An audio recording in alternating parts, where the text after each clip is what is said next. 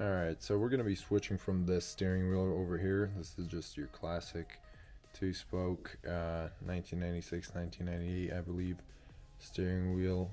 We're going to be switching to this IS 300 steering wheel. And here are the tools that you're going to need.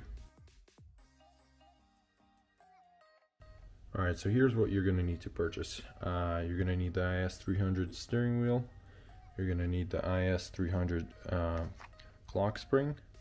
And the reason why you need this, I don't know if you can tell, this one has 6 pins inside. And the original 4Runner one has only 4 pins. And the reason why the IS 300 has 6 pins instead of 4 is because we have these cool little buttons here and on the back side, which we can probably utilize for something.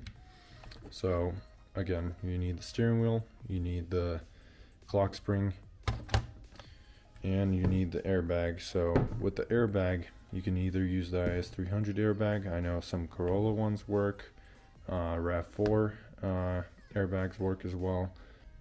If you want to make these buttons work, you're going to need to purchase 2 terminal repair little leads from Toyota.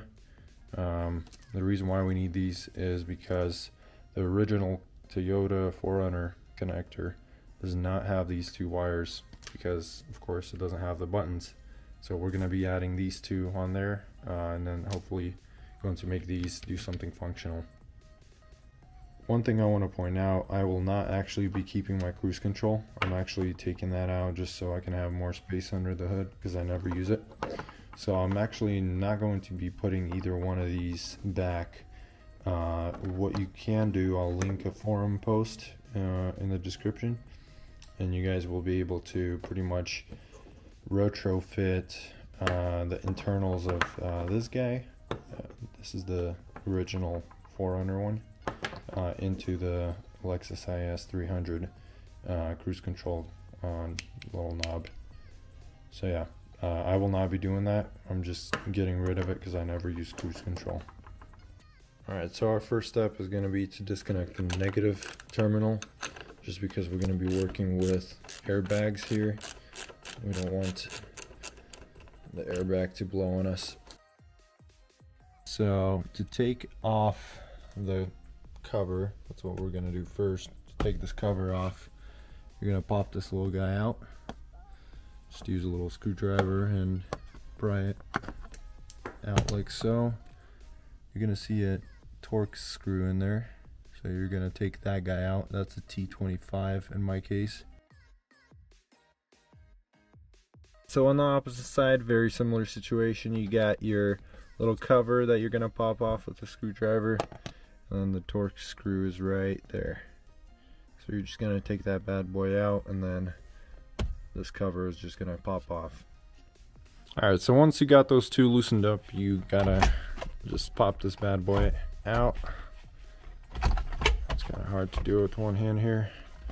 Alright, and your next step is, I kind of already did this, but there's 2 little tabs on the sides that you're gonna have to kind of pry it at with your screwdriver, and it'll just come out like this.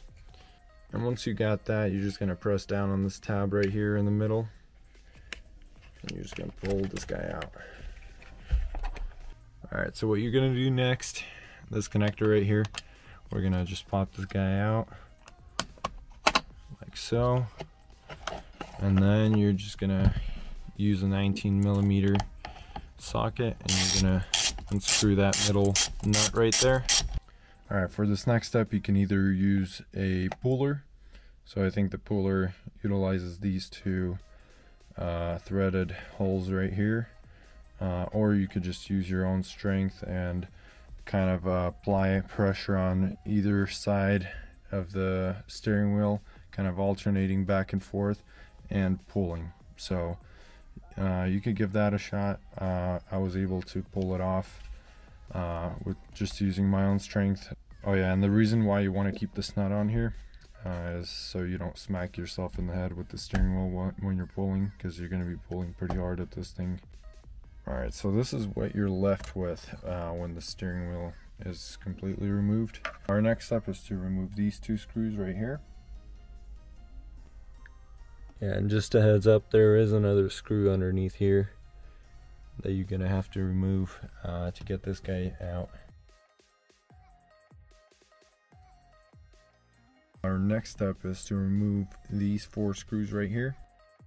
Once you got those screws removed, you're gonna take these 2 connectors out, and you have successfully removed your clock spring. Alright, for this next part, we're gonna take our 2 terminal repair wires that we purchased from Toyota. We're gonna put them in the 2 holes that are right here. There's 2 empty slots here. So one thing you should do is take this white piece of plastic out. Just use a screwdriver and pry that open. We're going to insert these 2 in there like so.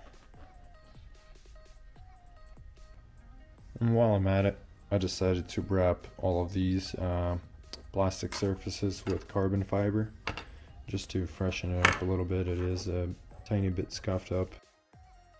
This is also a good time to give your steering wheel a wash. Alright, I'm back. So I wrapped the accents with some carbon fiber just so it looks a little bit more fresh.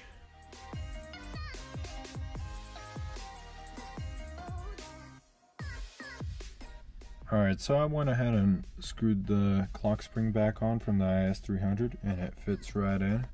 For this next part, really important that you get this right or you're gonna rip the ribbon cable that's inside.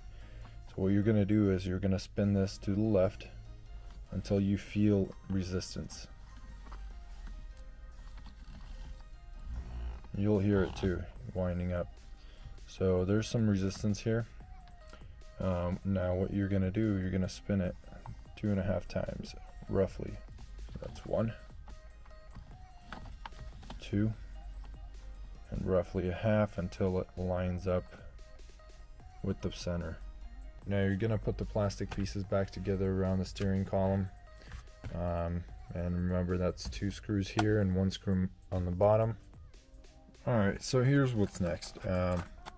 We got the steering wheel back on, not screwed in yet. We're gonna plug this guy back in over here.